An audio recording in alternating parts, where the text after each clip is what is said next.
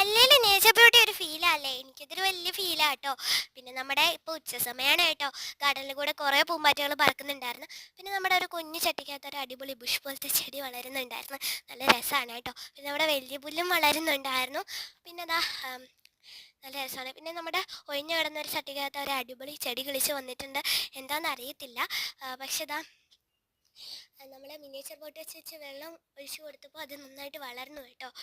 അപ്പോൾ നമ്മുടെ കുഞ്ഞു ജമന്തി വാടിപ്പോയി ഗൈസ്, എന്നാലും അപ്പുറത്തൊരു വലിയ ജമന്തി ഉണ്ട്, അത് അടിപൊളിയായിട്ട് വളരുന്നുണ്ട് കേട്ടോ.